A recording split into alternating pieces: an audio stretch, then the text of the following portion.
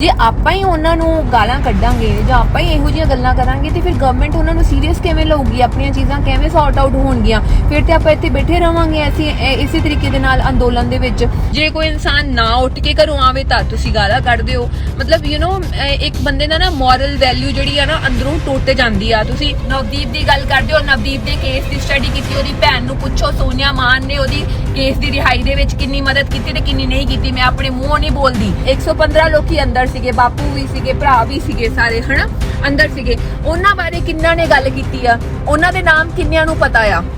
ਕੱਲ ਮੈਨੂੰ ਸਭ ਤੋਂ ਜ਼ਿਆਦਾ ਜਿਹੜੀ ਬੁਰੀ ਗੱਲ ਲੱਗੀ ਹੈ ਉਹ ਸੰਤਾਂ ਦੀ ਫੋਟੋ ਕਿਸੇ ਨੇ ਲਾਈ ਹੈ, ਕਿਸੇ ਬੰਦੇ ਨੇ, ਔਰ ਉਹ ਮੈਨੂੰ ਗਾਲਾਂ ਕੱਢ ਰਿਹਾ ਹੈ ਬਹੁਤ ਹੀ ਗੰਦੇ ਤਰੀਕੇ ਦੇ ਨਾਲ।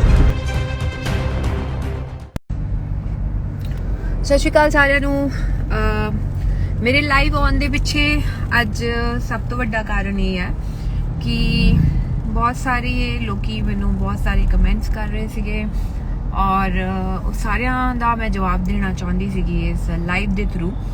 ਸੋ ਬੇਸਿਕਲੀ ਜਿਹੜੀ ਕੱਲ ਮੈਂ ਸਪੀਚ ਦਿੱਤੀ ਹੈ ਔਰ ਜੋ ਮੈਂ ਸਪੀਚ ਦੇ ਵਿੱਚ ਬੋਲਿਆ ਹੈ, ਔਰ ਉਹ ਸਪੀਚ ਦੇਣ ਵਾਸਤੇ ਨਾ ਤੇ ਮੈਨੂੰ ਕਿਸੇ ਕਿਸਾਨ ਜਥੇਬੰਦੀਆਂ ਨੇ ਕਿਹਾ ਔਰ ਨਾ ਹੀ ਮੈਨੂੰ ਕਿਸੇ ਨੇ ਪੋਲੀਟੀਕਲ ਪ੍ਰੈਸ਼ਰ ਦਿੱਤਾ, ਕਿਉਂਕਿ ਮੈਂ ਹਮੇਸ਼ਾ ਹੀ ਪੋਲੀਟੀਸ਼ੀਅਨਸ ਦੇ ਖਿਲਾਫ ਬੋਲਦੀ ਹਾਂ ਔਰ ਸ਼ੁਰੂ ਤੋਂ ਬੋਲਦੀ ਹਾਂ ਔਰ ਹੁਣ ਵੀ ਬੋਲੂੰਗੀ, ਅੱਗੇ ਵੀ ਬੋਲੂੰਗੀ ਔਰ ਹਮੇਸ਼ਾ ਸੱਚ ਬੋਲੂੰਗੀ ਔਰ ਸੱਚ ਦਾ ਸਾਥ ਹੀ ਦਊਂਗੀ। ਔਰ ਮੈਨੂੰ ਕਦੀ ਕਿਸੇ ਕਿਸਾਨ ਜਥੇਬੰਦੀ ਨੇ ਨਹੀਂ ਕਿਹਾ ਵੀ ਤੁਸੀਂ ਬੇਟਾ ਆ ਬੋਲੋ ਜਾ ਬੋਲੋ। ਮੈਨੂੰ ਕਿਸੇ ਵਾਲੇ ਕੋਈ ਗੱਲ ਨਹੀਂ ਹੈ। ਇਹ ਮੇਰੀ ਖੁਦ ਦੀ ਅੰਦਰ ਦੀ ਜਿਹੜੀ ਗੱਲ ਸੀਗੀ ਉਹ ਮੈਂ ਰੱਖੀ ਸੀਗੀ ਔਰ ਉਹਦੇ ਪਿੱਛੇ ਇਹ ਇੰਪੋਰਟੈਂਟ ਸੀਗਾ ਸਭ ਤੋਂ ਜ਼ਿਆਦਾ ਕਿ ਮੈਂ ਕਿਸਾਨ ਜਥੇਬੰਦੀਆਂ ਬਾਰੇ ਇਸ ਕਰਕੇ ਚੰਗਾ ਬੋਲਣਾ ਚਾਹੁੰਦੀ ਹਾਂ ਕਿਉਂਕਿ ਜੇ ਕਿਸੇ ਦਾ ਵੀ ਕੋਈ ਆਪਣਾ ਮਤਭੇਦ ਹੈਗਾ ਆ ਕਿਸਾਨ ਜਥੇਬੰਦੀਆਂ ਦੇ ਲੀਡਰਸ ਨੂੰ ਲੈ ਕੇ, ਤੇ ਉਹਨਾਂ ਨੂੰ ਉਹ ਗੱਲ ਜਾ ਕੇ ਉਹਨਾਂ ਦੇ ਨਾਲ ਪਰਸਨਲੀ ਤੌਰ ਤੇ ਕਰਨੀ ਚਾਹੀਦੀ ਆ, ਨਾ ਕਿ ਸੋਸ਼ਲ ਮੀਡੀਆ ਦੇ ਉੱਤੇ ਕਿਸੇ ਵੀ ਤਰੀਕੇ ਦੇ ਨਾਲ ਉਹਨਾਂ ਨੂੰ ਗਲਤ ਕਹਿਣਾ ਚਾਹੀਦਾ ਆ, ਕਿਉਂਕਿ ਉਹ ਸਾਡੇ ਵਾਸਤੇ ਟੇਬਲ ਟਾਕ ਕਰਦੇ ਆ ਗਵਰਨਮੈਂਟ ਦੇ ਨਾਲ। ਉਹ ਬਹੁਤ ਵੱਡੀ ਗੱਲ ਆ। ਜੇ ਆਪਾਂ ਹੀ ਅੱਜ ਆਪਣੇ ਕਿਸਾਨ ਜਥੇਬੰਦੀਆਂ ਦੇ ਲੀਡਰਸ ਦੀ ਰਿਸਪੈਕਟ ਨਹੀਂ ਕਰਾਂਗੇ ਤੇ ਉਹ ਗਵਰਨਮੈਂਟ ਕਿੱਥੋਂ ਕਰ ਲੂਗੀ ਯਾਰ। ਤੁਸੀਂ ਇਹ ਤੇ ਸੋਚੋ ਵੀ ਜਿੰਨੇ ਸਾਡੇ ਬਜ਼ੁਰਗ ਬੈਠੇ ਆ, ਸਾਡੀਆਂ ਮਾਵਾਂ ਬੈਠੀਆਂ ਨੇ, ਉਹ ਤੇ ਕਿਹਦੇ ਵੱਲ ਵੇਖਦੀਆਂ ਨੇ? ਉਹ ਇਹ ਵੇਖਦੀਆਂ ਨੇ ਵੀ ਹਾਂ ਕਿਸਾਨ ਜਥੇਬੰਦੀਆਂ ਦੀ ਕੋਈ ਮੀਟਿੰਗ ਹੋਊਗੀ, ਕੋਈ ਕੁਝ ਕੰਕਰੀਟ ਹੋਊਗਾ ਉਹਦੇ ਵਿੱਚੋਂ। ਜੇ ਆਪਾਂ ਹੀ ਉਹਨਾਂ ਨੂੰ ਗਾਲਾਂ ਕੱਢਾਂਗੇ ਜਾਂ ਆਪਾਂ ਹੀ ਇਹੋ ਜਿਹੀਆਂ ਗੱਲਾਂ ਕਰਾਂਗੇ ਤੇ ਫਿਰ ਗਵਰਨਮੈਂਟ ਉਹਨਾਂ ਨੂੰ ਸੀਰੀਅਸ ਕਿਵੇਂ ਲਊਗੀ, ਆਪਣੀਆਂ ਚੀਜ਼ਾਂ ਕਿਵੇਂ ਸੌਰਟ ਆਊਟ ਹੋਣਗੀਆਂ। ਫਿਰ ਤੇ ਆਪਾਂ ਇੱਥੇ ਬੈਠੇ ਰਵਾਂਗੇ ਇਸੇ ਤਰੀਕੇ ਦੇ ਨਾਲ ਅੰਦੋਲਨ ਦੇ ਵਿੱਚ। ਵੇਖੋ ਜਿੱਥੇ ਗੱਲ ਆਉਂਦੀ ਹੈ ਦੀਪ ਸਿੱਧੂ ਦੀ, ਮੇਰਾ ਉਹਨਾਂ ਦੇ ਨਾਲ ਕੋਈ ਪਰਸਨਲ ਗਰਜ ਨਹੀਂ ਹੈਗਾ। ਮੇਰਾ ਨਾ ਹੀ ਉਹਨਾਂ ਦੇ ਨਾਲ ਕਿਸੇ ਤਰੀਕੇ ਦੀ ਪਰਸਨਲ ਮੇਰੀ ਕੋਈ ਲੜਾਈ ਆ ਉਹਨਾਂ ਦੇ ਨਾਲ। ਮੈਂ ਕਦੀ ਉਹਨਾਂ ਨਾਲ ਕੋਈ ਗੱਲ ਵਾਰਤਾਲਾਪ ਕੀਤੀ ਹੋਏ ਇਹੋ ਜੀ, ਨਾ ਹੀ ਮੇਰਾ ਕੋਈ ਪਰਸਨਲ ਗਰਜ ਲੱਖੇ ਸਿਧਾਣੇ ਦੇ ਨਾਲ ਹੈ। ਮੈਂ ਤੇ ਹਮੇਸ਼ਾ ਹੀ ਉਹ ਸਾਡੇ ਨਾਲ ਚੱਲਿਆ, ਉਹਨਾਂ ਨੇ ਮੈਨੂੰ ਇੱਜ਼ਤ ਦਿੱਤੀ ਹੈ, ਮੈਂ ਉਹਨਾਂ ਨੂੰ ਇੱਜ਼ਤ ਦਿੱਤੀ ਹੈ। ਮੇਰਾ ਉਹਨਾਂ ਦੇ ਨਾਲ ਕਿਸੇ ਵੀ ਤਰੀਕੇ ਦਾ ਕੋਈ ਪਰਸਨਲ ਗਰਜ ਨਹੀਂ ਹੈ। ਭਾਵੇਂ ਤੁਸੀਂ ਦੀਪ ਨੂੰ ਇਹ ਗੱਲ ਪੁੱਛ ਲਓ ਮੇਰੀ ਉਹਦੇ ਨਾਲ ਕੀ ਲੜਾਈ ਹੈ ਵੱਖਰੀ ਕਿਸੇ ਵੀ ਤਰ੍ਹਾਂ ਦੀ, ਔਰ ਨਾ ਹੀ ਮੇਰੀ ਲੱਖੇ ਵੀਰੇ ਦੇ ਨਾਲ ਕੋਈ ਵੱਖਰੀ ਲੜਾਈ ਹੈ, ਉਹਨਾਂ ਨੂੰ ਪੁੱਛ ਲਿਓ। ਅਸੀਂ ਸਗੋਂ ਨਾਲ ਚੱਲਦੇ ਸੀਗੇ, ਬਟ ਵਿਚਾਰਾਂ ਦੇ ਤੁਹਾਡੇ ਮਤਭੇਦ ਵੱਖਰੇ ਹੋ ਸਕਦੇ ਆ, ਤੁਹਾਡੀਆਂ ਵੱਖਰੀਆਂ ਗੱਲਾਂ ਹੋ ਸਕਦੀਆਂ ਆ, ਤੁਹਾਡਾ ਵੱਖਰਾ ਸੋਚਣ ਦਾ ਤਰੀਕਾ ਹੋ ਸਕਦਾ ਆ, ਤੁਸੀਂ ਵੱਖਰਾ ਸੋਚ ਸਕਦੇ ਹੋ ਇੱਕ ਦੂਜੇ ਤੋਂ, ਹਨਾ। ਹੁਣ ਗੱਲ ਰਹੀ ਜਿਹੜੀ ਮੈਂ ਗੱਲ ਕੀਤੀ ਹੈ ਕੱਲ, ਮੈਂ ਗੱਲ ਮੇਰੇ ਕਰਨ ਦਾ ਮਤਲਬ ਕੀ ਹੈ, ਉਹ ਗੱਲ ਰੱਖਣ ਦਾ ਕੀ ਮਤਲਬ ਹੈ। ਵੇਖੋ ਜੇ ਮੈਨੂੰ ਕੰਸਰਨ ਨਾ ਹੋਵੇ ਲੋਕਾਂ ਦਾ, ਜਿਹੜੇ ਸਾਡੇ ਮੇਰੇ ਜਿੰਨੇ ਵੀ ਸਾਡੇ ਭਰਾ ਜੇਲ੍ਹਾਂ ਦੇ ਅੰਦਰ ਗਏ ਆ ਜਾਂ ਮੇਰੇ ਜਿਹੜੇ ਬਾਪੂ ਜੇਲ੍ਹਾਂ ਦੇ ਅੰਦਰ ਗਏ ਆ, ਜੇ ਮੈਨੂੰ ਨਾ ਕੰਸਰਨ ਹੋਵੇ ਤੇ ਮੈਂ ਤਿਹਾੜ ਜੇਲ੍ਹ ਜਾਵਾਂ? ਮੈਨੂੰ ਕੀ ਮਤਲਬ ਆ?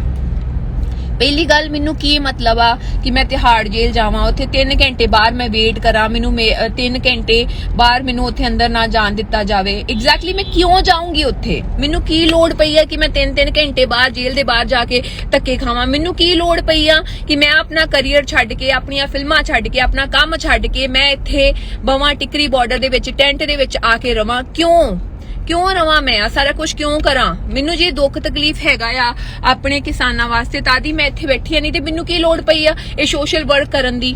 ਕਿਉਂ ਨਹੀਂ ਬਾਕੀ ਲੋਕੀ ਕਰ ਲੈਂਦੇ? ਕਿਉਂ ਨਹੀਂ ਬਾਕੀ ਐਕਟ੍ਰੈਸਸ ਕਰ ਲੈਂਦੀਆਂ ਜਿਹੜੀਆਂ ਆਪਣੀ ਲਗਜ਼ਰੀ ਜ਼ਿੰਦਗੀ ਜੀ ਰਹੀਆਂ ਨੇ, ਆਪਣੇ ਘਰ ਏਸੀ ਕਮਰਿਆਂ ਦੇ ਵਿੱਚ ਬੈਠੀਆਂ ਆ? ਹੁਣ ਗਰਮੀ ਆਉਣੀ ਨਾ, ਪਤਾ ਲੱਗਣਾ ਕਿ ਕੌਣ ਬਾਹਰ ਨਿਕਲਦਾ ਕੌਣ ਨਹੀਂ।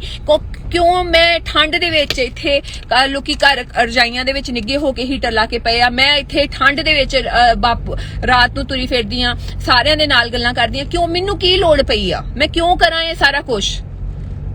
ਇਹ ਮੈਂ ਜੇ ਕੋਈ ਇਨਸਾਨ ਚੰਗਾ ਕੰਮ ਕਰਦਾ ਤਾਂ ਦੋ ਗਾਲਾਂ ਕੱਢਦੇ ਹੋ ਤੁਸੀਂ ਲੋਕੀ, ਜੇ ਕੋਈ ਇਨਸਾਨ ਨਾ ਉੱਠ ਕੇ ਘਰੋਂ ਆਵੇ ਤਾਂ ਤੁਸੀਂ ਗਾਲਾਂ ਕੱਢਦੇ ਹੋ। ਮਤਲਬ ਇੱਕ ਬੰਦੇ ਦਾ ਨਾ ਮੋਰਲ ਵੈਲਿਊ ਜਿਹੜੀ ਆ ਨਾ ਅੰਦਰੋਂ ਟੁੱਟ ਜਾਂਦੀ ਆ। ਤੁਸੀਂ ਸੋਚਦੇ ਇੰਨਾ ਕਰਨ ਦੇ ਬਾਵਜੂਦ ਵੀ ਜਦੋਂ ਦਾ ਅੰਦੋਲਨ ਸ਼ੁਰੂ ਹੋਇਆ ਆ ਉਦੋਂ ਤੋਂ ਲੈ ਕੇ ਹੁਣ ਤੱਕ ਮੈਂ ਜੇ ਕਿਹਾ ਸੀਗਾ ਕਿ ਮੈਂ ਦਿੱਲੀ ਜਾਊਂਗੀ, ਮੈਂ ਦਿੱਲੀ ਆ ਕੇ ਬੈਠੀ, ਜਾਂ ਮੈਂ ਆਪਣੀ ਕਿਸੇ ਗੱਲ ਤੋਂ ਮੁੱਕਰੀ ਹੋਵਾਂ।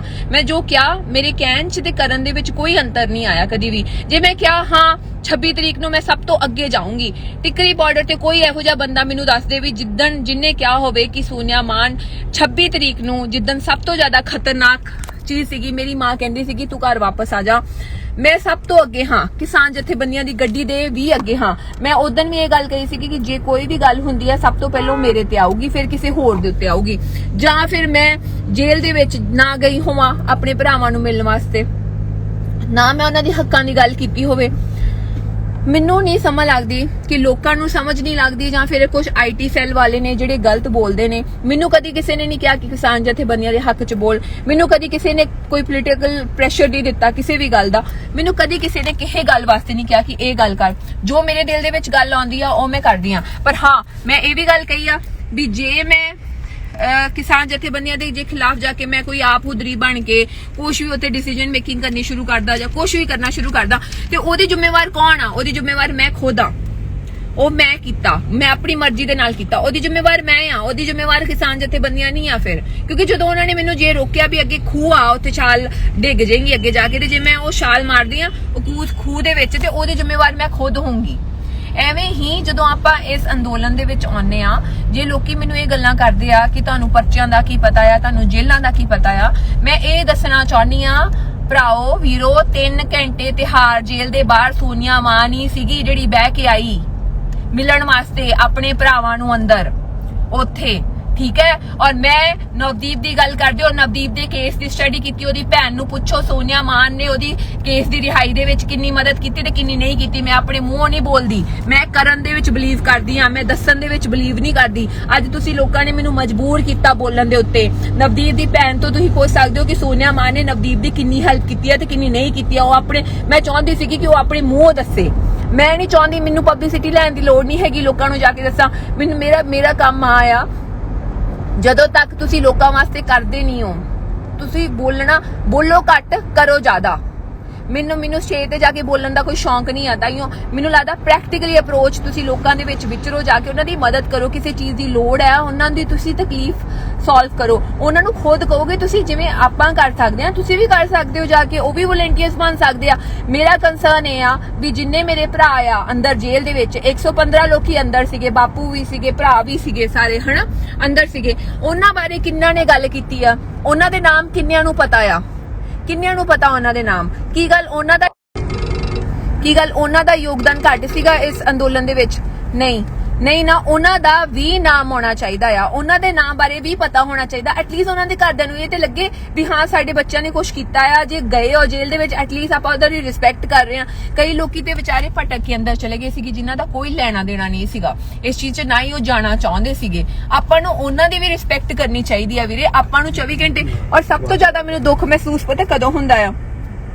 ਕੱਲ ਇਸ ਚੀਜ਼ ਦਾ ਮੈਨੂੰ ਪਤਾ ਲੱਗਾ ਵੀ ਸੱਚੀ ਇਹ ਆਈਟੀ ਸੈੱਲ ਹੀ ਆ, ਕਿਉਂਕਿ ਮੈਂ ਖੁਦ ਇੱਕ ਸਿੱਖ ਪਰਿਵਾਰ ਨੂੰ ਬਿਲੋਂਗ ਕਰਦੀ ਆ। ਮੈਂ ਖੁਦ ਮੈਂ ਖੁਦ ਪਾਠ ਕਰਦੀ ਆ ਰੋਜ਼, ਹਨਾ, ਮੈਂ ਖੁਦ ਗੁਰਦੁਆਰਾ ਸਾਹਿਬ ਜਾਂਦੀ ਆ। ਮਤਲਬ ਮੈਨੂੰ ਇਹ ਲੱਗਾ ਵੀ ਜਦੋਂ ਮੈਂ ਲੋਕਲਾਂ ਦੇ ਵਿੱਚ ਜਾ ਕੇ ਵਿਚਰਦੀ ਆ ਮੈਨੂੰ ਸਾਰੇ ਇੰਨਾ ਜ਼ਿਆਦਾ ਰਿਸਪੈਕਟ, ਇੰਨਾ ਪਿਆਰ ਕਰਦੇ ਆ, ਹਨਾ। ਜਦੋਂ ਆਪਾਂ ਆਈਟੀ ਸੈੱਲ ਦੀ ਗੱਲ ਕਰੀਏ, ਅਸੀਂ ਦੇਖਦੇ ਆ ਵੀ ਉੱਥੇ ਕੱਲ ਮੈਨੂੰ ਸਭ ਤੋਂ ਜ਼ਿਆਦਾ ਜਿਹੜੀ ਬੁਰੀ ਗੱਲ ਲੱਗੀ ਹੈ ਉਹ ਸੰਤਾਂ ਦੀ ਫੋਟੋ ਕਿਸੇ ਨੇ ਲਾਈ ਹੈ, ਕਿਸੇ ਬੰਦੇ ਨੇ, ਔਰ ਉਹ ਮੈਨੂੰ ਗਾਲਾਂ ਕੱਢ ਰਿਹਾ ਹੈ ਬਹੁਤ ਹੀ ਗੰਦੇ ਤਰੀਕੇ ਦੇ ਨਾਲ। ਤੁਸੀਂ ਇਹ ਸੋਚੋ ਵੀ ਸੰਤਾਂ ਦੀ ਫੋਟੋ ਲਾ ਕੇ ਕੋਈ ਮੈਨੂੰ ਗਾਲਾਂ ਕੱਢ ਸਕਦਾ? ਤੁਸੀਂ ਆਪ ਦੱਸੋ। ਮੈਂ ਸੰਤਾਂ ਦੀ ਇੰਨੀ ਰਿਸਪੈਕਟ ਕਰਦੀ ਆ, ਉਹਨਾਂ ਨੇ ਆਪਣੀ ਸਾਰੀ ਜ਼ਿੰਦਗੀ ਤਹਿ ਜ਼ਿੰਦਗੀ ਤੱਕ ਉਹਨਾਂ ਨੇ ਕੁੜੀਆਂ ਦੀ ਇੱਜ਼ਤ ਵਾਸਤੇ, ਕੁੜੀਆਂ ਦੀ ਰਿਸਪੈਕਟ ਵਾਸਤੇ ਉਹਨਾਂ ਨੇ ਸਾਰਿਆਂ ਨਾਲ ਲੜਾਈ ਕੀਤੀ ਹੈ, ਔਰ ਕੁੜੀਆਂ ਨੂੰ ਸਪੋਰਟ ਕੀਤੀ ਹੈ ਉਹਨਾਂ ਨੇ ਹਮੇਸ਼ਾ। ਮੈਂ ਖੁਦ ਕਹਿੰਦੀ ਆ, ਪਰ ਮੈਨੂੰ ਬਹੁਤ ਬੁਰਾ ਲੱਗਾ ਵੀ ਇਹੋ ਜਿਹੇ ਆਈਟੀ ਸੈੱਲ ਵਾਲੇ, RSS ਵਾਲੇ, ਜਿਹੜੇ ਬੰਦਿਆਂ ਨੂੰ, ਜਿਹਦੇ ਬੰਦੇ ਦੇ ਖਿਲਾਫ ਮੈਂ ਬੋਲਦੀ ਪਈ ਆ ਉਹਦੇ ਵਿੱਚ ਆਈਟੀ ਸੈੱਲ RSS ਵਾਲੇ ਜਿਹੜੇ ਆ ਕਮੈਂਟ ਕਰ ਰਹੇ ਆ, ਔਰ ਮੇਰੇ ਕੋਲ ਸਕਰੀਨਸ਼ਾਟਸ ਹੈਗੇ ਆ ਜਿਹਦੇ ਵਿੱਚ ਉਹਨਾਂ ਨੇ ਸੰਤਾਂ ਦੀ ਫੋਟੋ ਲਾਈ ਆ, ਥੱਲੇ ਇੰਨੀ ਗੰਦੀਆਂ ਗਾਲਾਂ ਕੱਢੀਆਂ ਹੋਈਆਂ ਨਾ। ਮੇਰੇ ਪੈਰਾਂ ਥੱਲੋਂ ਜ਼ਮੀਨ ਨਿਕਲ ਗਈ ਕਿ ਤੁਸੀਂ ਸੰਤਾਂ ਦੀ ਫੋਟੋ ਲਾਉਂਦੇ ਹੋ ਔਰ ਤੁਸੀਂ ਗਾਲਾਂ ਕੱਢਦੇ ਜੋ। ਮਤਲਬ ਜਾਂ ਤੇ ਤੁਸੀਂ ਫਿਰ ਉਹਨਾਂ ਦੀ ਗੱਲਾਂ ਤੇ ਨਹੀਂ ਚੱਲਦੇ ਵੀ ਉਹਨਾਂ ਨੇ ਆਪਣੀ ਸਾਰੀ ਜ਼ਿੰਦਗੀ ਕਾਹਦੇ ਵਾਸਤੇ ਦਿੱਤੀ ਸੀਗੀ, ਉਹਨਾਂ ਦੀ ਜ਼ਿੰਦਗੀ ਉਹਨਾਂ ਦੇ ਕਹਿਣ ਤੇ ਚੱਲੋ। ਫਿਰ ਐਟਲੀਸਟ ਤੁਸੀਂ ਕਿਸੇ ਬੰਨੇ ਤੇ ਲੱਗੋ। ਜੇ ਤੁਸੀਂ ਮੰਨਦੇ ਹੋ ਵੀ ਤੁਸੀਂ ਸੰਤਾਂ ਨੂੰ ਮੰਨਦੇ ਹੋ, ਸੰਤ ਤੇ ਕਹਿੰਦੇ ਸੀ ਕਿ ਧੀ ਭੈਣ ਦੀ ਇੱਜ਼ਤ ਕਰੋ, ਪਾਠ ਕਰੋ, ਗੁਰਬਾਣੀ ਪੜੋ, ਤੁਸੀਂ ਵਿਚਾਰਧਾਰਾ ਤੇ ਉਹ ਰੱਖੋ ਐਟਲੀਸਟ। ਫਿਰ ਮੈਨੂੰ ਪੱਕਾ ਪਤਾ ਲੱਗ ਗਿਆ ਵੀ ਇਹ ਜਿਹੜੇ ਫੇਕ ਲੋਕੀ ਆਈਟੀ ਸੈੱਲ ਵਾਲੇ ਆ ਨਾ, ਮੈਂ ਚਾਹੁੰਦੀ ਆ ਜਿੰਨੇ ਮੇਰੇ ਨਾਲ ਜੁੜੇ ਆ, ਜੇ ਮੇਰੇ ਕਮੈਂਟ ਸੈਕਸ਼ਨ ਦੇ ਵਿੱਚ ਆਈਟੀ ਸੈੱਲ ਵਾਲੇ ਗੰਦੇ ਕਮੈਂਟਸ ਕਰ ਰਿਹਾ ਤੇ ਜੇ ਤੁਸੀਂ ਮੇਰੀ ਰਿਸਪੈਕਟ ਕਰਦੇ ਹੋ, ਤੁਸੀਂ ਉਹਦਾ ਜਵਾਬ ਵੀ ਦੇ ਸਕਦੇ ਹੋ। ਉਹਦਾ ਅੱਗੋਂ ਜਵਾਬ ਦੇਣਾ ਬਣਦਾ ਆ ਤੁਹਾਡਾ। ਮੈਂ ਕੱਲੀ ਉਹਨਾਂ ਦਾ ਜਵਾਬ ਮੈਂ ਕੱਲੀ ਸਾਹਮਣਾ ਨਹੀਂ ਕਰ ਸਕਦੀ ਇਹ ਸਾਰੀਆਂ ਗੱਲਾਂ ਦਾ।